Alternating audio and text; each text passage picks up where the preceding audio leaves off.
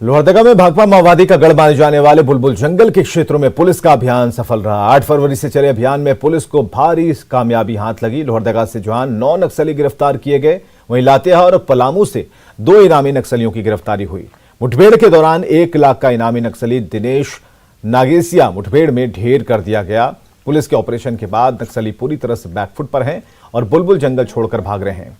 Police ने बुलबुल जंगल को अपने कब्जे में ले लिया और नक्सलियों की सफाई के लिए नजर बनाए हुए है। पुलिस की तरफ से नक्सलियों से सरेंडर कर मुख्यधारा में लौटने की अपील की जा रही है।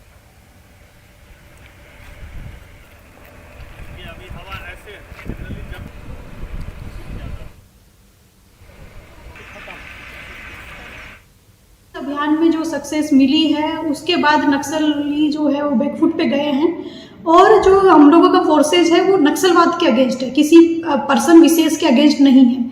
तो अगर नक्सलवाद हटता है या फिर कोई जो ऐसा कोई ग्रामीण भी हो या फिर कोई नक्सली हो जो नक्सलवाद को अपना रहा है या नक्सलवाद के नक्शे कदम पे चल रहा है और वो वापस चाहता है कि हम नक्सलवाद को छोड़कर वापस मुख्यधारा में आना चाहते हैं, तो हम लोग उसका पूरा तरीके से स्वागत करते हैं कि आप मुख्यधारा में आइए, आप सरेंडर करिए, सरेंडर पॉलिसी है उसके लिए। और इस अभियान में जैसा कि सभी को जानकारी है और प्रत्याशित सफलता हाथ लगी है सुरक्षा बलों को, और निश्चित तौर पे इनके जो कैडर अरेस्ट हुए हैं, चाहे एक गुर्दार नक्सली मारा गया है, तो ये कमजोर हुए हैं और हम उम्मीद करते हैं कि जो बचे कुछ लोग भी हैं उनको बहुत जल्दी पकड़ लिया जाए।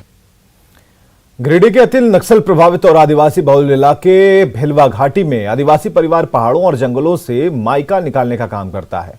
बड़की टांड में गरीब आदिवासी दिन भर अपने छोटे छोटे बच्चे और परिवार के साथ पहाड़ियों और जंगलों में जाकर खंतों से ढीबरा निकालने का काम करते हैं। इसमें हादसे की आशंका बनी रहती है। ढीबरा माफिया सरकार को राजस्व का नुकसान पहुंचा रहा है, वहीं गरीब आदिवासी लोग शोषण के शिकार हो रहे हैं। गिरिडीह के माइका खदान का जायजा लिया संवाददाता एजाज अहमद ने। मैं इस वक्त मौजूद हूँ गिरिडीह जिले के अंतर्गत आने वाले भेलवा घाटी के पास। आप देख सकते हैं मेरे सामने में तस्वीरों में कि किस तरह से लोग यहाँ के जो गरीब लोग हैं ढिबरा चुनने का काम करते हैं और दिन भर में महज ढिबरा खुदाई करते हैं, चुनते हैं और महज 100 से 150 रुपये ये लोग कमाते हैं। तो आप देख सकते हैं और ये लोग ढिबरा चुनने पर ही निर्भर है। वहीं आपको दिखा सकते हैं कि किस तरह से ये लोग अपनी जान को जोखिम पर रख करके ये लोग मिट्टी को खोदते हैं और उसके बाद अभ्रक निकालने का काम करते हैं। ये देखिए कुदाल रखा हुआ है नीचे में और ये एक खंता बना हुआ है, छोटा सा खंता है और इस खंते के माध्यम से ये लोग खुदाई करते हैं और फिर मिट्टी को ऊपर लाया जाता है और ऊपर लाने के बाद ये लोग चुन कर ढिबरा चुन करके ये लोग गमले में रखते हैं, एकत्रित करते हैं। और बताया जाता है कि इसमें भी 2 क्वालिटी के होते हैं, एक होता है रेड कलर का और एक होता है वाइट कलर का। जो लाल कलर का ढिबरा होता है उसे 3 रुपये प्रत्येक किलो खरीदा जाता है ढिबरा माफियाओं के द्वारा। वहीं जो वाइट कलर का होता है उसे 5 रुपये प्रत्येक किलो खरीदा जाता है। ये रेड कलर का ढिबरा है, ये भी ढिबरा है। इसी तरह ये लोग ढिबरा चुनते हैं, दिन भर चुनते हैं। मैंने 5 किलो 4 किलो निकलो है और भोरे से बिना खाए के ये अभी तक ले। कैसे किलो बिकता है? ललका वाला 4 टका और 7 का 5 टका किलो बेचता है। कौन आके खरीदता है? तीसरी वाला आके खरीदता है। अच्छा, आप लोग को डर नहीं लगता है कि इस तरह के खंता बनाते हैं तो कभी मिट्टी धंस जाएगा? सो डर लगता है कि क्या करें, मजबूर में डर लगता है। तो कुछ तो जान को जोखिम में रख के ये काम काहे करते हैं? कोई दूसरा काम क्यों नहीं करते हैं? करते हैं दूसरा काम, लेकिन मजबूर में क्या करें। लोगों का कहना है कि सरकार इन लोगों पर ध्यान नहीं दे रही है, इन लोगों के पास रोजगार के कोई अवसर नहीं है, जिसके वजह से मजबूरन इन लोगों को ढिबरा चुनना पड़ता है ताकि घर का खाना पीना खर्चा चलाया जा सके और बच्चों की थोड़ी बहुत पढ़ाई लिखाई भी हो सके। और इसके लिए महज ढिबरा की खुदाई और ढिबरा जो चुनना है वही एकमात्र सहारा व उपाय बचा हुआ है। गिरिडीह से न्यूज़ 18 के लिए मैं एजाज अहमद। रांची के जनजातीय शोध संस्थान में नेशनल बुक ट्रस्ट की ओर से विलुप्त हो रही झारखंड की भाषाओं पर कार्यशाला का आयोजन हुआ, जिसमें सबर, कोरवा और परहैया भाषा शामिल है। कार्यशाला में सबर, कोरवा और परहैया भाषा बोलने वाले जनजातीय लोगों के लिए चित्रात्मक किताब लिखी जा रही है। इससे इन समुदाय के लोगों में अपनी भाषा में पढ़ाई कर पाएंगे और इसका मुख्य उद्देश्य झारखंड की विलुप्त होती भाषाओं में ऐसी पाठन सामग्री लेकर आना है जिससे बच्चे पढ़ें और अपनी भाषा में वो आगे काम कर पाएं। राज्य सरकार ने बहुत सारी जो जनजातीय भाषाएं हैं उनको नौकरी की परीक्षाओं में शामिल कर लिया और दुर्भाग्य कि उनमें उन भाषाओं में कोई पठन सामग्री उपलब्ध नहीं है। तो हमारा उद्देश्य है कि प्रारंभ से बच्चे कुछ पठन सामग्री इस तरीके से पढ़ें और उनके पास में उनकी मातृभाषा में सामग्री उपलब्ध हो। हमारा काम ये है कि उसको एक तो डॉक्यूमेंट कर लिया, उसका दस्तावेजीकरण हो गया, और दूसरा है कि उस समुदाय को इन किताबों के माध्यम से हम एहसास कराते हैं कि ये आपके लिए पठन सामग्री इसमें भी उपलब्ध है। अब रेलवे ग्रुप डी के उम्मीदवारों को एक ही परीक्षा देनी होगी और एनटीपीसी की अपेक्षा 20 गुना यूनिट उम्मीदवार परीक्षा में शामिल हो सकते हैं। रेलवे के इस फैसले के बाद ग्रुप डी परीक्षार्थी जश्न मना रहे हैं। पटना में परीक्षार्थियों से बात की हमारे संवाददाता रजनीश कुमार ने। जो छात्र कल तक आक्रोशित थे वो अब जश्न मना रहे हैं क्योंकि रेल मंत्रालय ने फैसला लिया है कि रेलवे ग्रुप डी की अब एक ही परीक्षा होगी। इस फैसले के बाद देखिए कि एक दूसरे को किस तरह से गुलाल लगाकर बधाई दे रहे हैं और लगातार जो है जिंदाबाद का भी नारा लगा रहे हैं। इसी परीक्षा को लेकर बवाल हुआ था पूरे देश भर में और खासकर जो रेलवे स्टेशन है उसको टारगेट किया गया था, लेकिन रेलवे ने 5 सदस्यीय कमेटी गठित की और कमेटी की रिपोर्ट जब आई है उसमें यह फैसला लिया गया है कि एनटीपीसी की अपेक्षा जो 20 गुना जो यूनिक हैं उनके उम्मीदवारों को जो है अब फैसला लिया गया है कि बैठ सकते हैं एग्जाम में।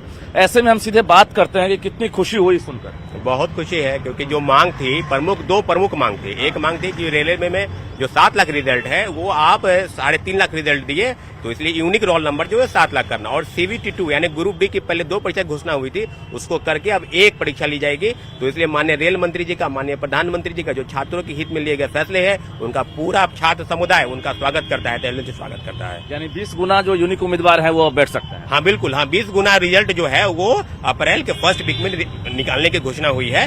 तो कहीं न कहीं ये है कि छात्रों की जो मांग रही है, क्योंकि सबसे ज्यादा कोई परीक्षार्थी अपियर होता है पूरे देश में तो ये रेलवे के परीक्षा में अपियर होता है, और इसमें बेरोजगारी का दर इतना बढ़ा हुआ है तो छात्रों के बीच एक गुस्सा था जिसको लेकर इन्होंने प्रोटेस्ट किया और उसके मांग को रेल मंत्री की एक कमेटी बनी। परेशानी नहीं, पूरा परेशानी खत्म हो गया। छात्रों में एक खुशी का लहर उठ गया है, जोश से हम होली मना रहे हैं। रोजगार का अवसर मिला है, 3.5 लाख सोचना चाहिए, 3.5 लाख कितना होता है। 3.5 लाख युवा में एक जोश पैदा हुआ है जो कि 10 गुना रिजल्ट दिया, सारे मांगे पूरी कर ली गई। 20 गुना ग्रुप डी में भी 2 परीक्षा किया गया था, मगर उस एक परीक्षा की मांग पे भी मोदी सरकार एवं रेल मंत्रालय जो है मांगे हम लोग नौकरी पक्की है, नौकरी एकदम पक्की है। हम लोग पूरा दिन रात तैयारी कर रहे हैं। उम्मीद तो थी क्योंकि जिस प्रकार से क्लियर मेजोरिटी मिल रहा है गवर्नमेंट को, तो कहीं न कहीं एक उम्मीद है जनता को। और थोड़ा देर के लिए हम लोग के अंदर समस्या आया था, लेकिन जिस प्रकार से दृढ़ निश्चय के बीच सरकार ने एक बहुत बड़ा कदम लेकर के कहीं न कहीं इस लोकतंत्र की गरिमा की रक्षा की है। शुरू से ही गुस्सा नहीं है, क्योंकि देखिए सरकार को हम लोग गार्जियन मानते हैं और एक हम लोग उनके मतलब कि एक क्या वो गार्जियन है तो हम उनके बेटे के रूप में हैं। तो आखिर एक बच्चा अपना गार्जियन से ही ना अपना दुख को शेयर करेगा, और हम लोग काफी दुखी थे। हम लोग बताना चाह रहे थे कि देखिए हम लोग दिल से जब आपका सपोर्ट कर रहे हैं, देखिए अभी पुराना 4 स्टेट में बीजेपी को जबरदस्त बहुमत के साथ, पूर्ण बहुमत के साथ सरकार ये छात्रों ने बनाया, गार्जियन ने आपका सुन लिया और हम लोग यही बात पहुंचाना चाह रहे थे कि सुनिए। लेकिन और एक हम लोग का एक छोटा सा मांग था जो कि सरकार को फिर से हम लोग रिक्वेस्ट करके बोलते हैं कि आप हमारी एक छोटा सा मांग मान लीजिए। हम लोग का मांग है कि आप पर एक कैलेंडर जारी कर दीजिए। अब ज्यादा नहीं, एक बार में 35,000 1 लाख वैकेंसी मत दीजिए एग्जाम कैलेंडर के लिए। हाँ, सिर्फ आप 10,000 15,000। कैमरामैन दीपक के साथ रजनीश कुमार, न्यूज 18 पटना। अररिया के जुगबनी बॉर्डर की खुली सीमा से भारी संख्या में नेपाली और भारतीय मूल के लोग नशे का सेवन करने जुगबनी के टिकुलिया बस्ती पहुंचते हैं। बीते सप्ताह में एसएसबी और पुलिस ने संयुक्त कार्रवाई की और इस बस्ती से भारी मात्रा में नशीली दवाइयां बरामद की गई, लेकिन इस इलाके में अभी भी नशे के सौदागरों का काला साम्राज्य फल फूल रहा है। सतीश कुमार की ये रिपोर्ट। अभी हम मौजूद हैं भारत नेपाल सीमा के जोगबनी बॉर्डर पर। तस्वीर में साफ तौर पर देखा जा सकता है कि सामने जो है भारत का जो अंतिम छोर है जोगबनी रेलवे स्टेशन है, और वहीं दूसरी तरफ जिस सड़क पर हम खड़े हैं इस सड़क के ठीक उस पार जो है नेपाल है। तो बता दें कि दोनों देश के बीच जो है पोरस बॉर्डर है और अररिया ज़िला जो है नेपाल की खुली सीमा से जो है वो बिल्कुल सटता है।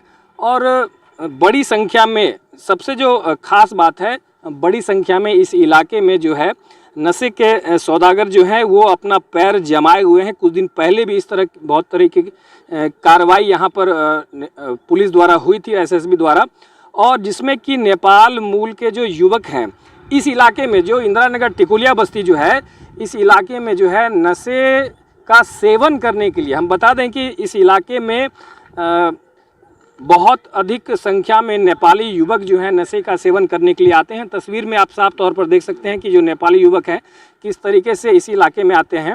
और इंदिरा नगर टिकुलिया बस्ती जो है पुलिस और एसएसबी ने संयुक्त छापेमारी की थी और भारी संख्या में यहाँ पर नशे का सामान बरामद भी हुआ था। तो इस तरीके से समझा जा सकता है। ये बताइए क्या नाम हुआ आपका? मेरा नाम विकल श्रेष्ठ। विकल श्रेष्ठ, हाँ। क्या नाम हुआ आपका? हम ऑटो ड्राइवर है। ऑटो ड्राइवर है, हाँ। कहाँ घर हुआ आपका? मेरा घर विराटनगर नेपाल। विराटनगर नेपाल। तो यहाँ क्या कर रहा है अभी? यहाँ पर आदमी सबको लेके जाएंगे, पैसेंजर को ढूंढने। पैसेंजर, हाँ। किस तरह का पैसेंजर आता है इधर से? इधर से ओए बीटी डायल गोटी खाने वाला, नशा करने वाला आदमी आता है। टिकुलिया गांव में एलटीएफ और स्थानीय जोगबनी थाना के प्रभारी के द्वारा रेड कराया गया था।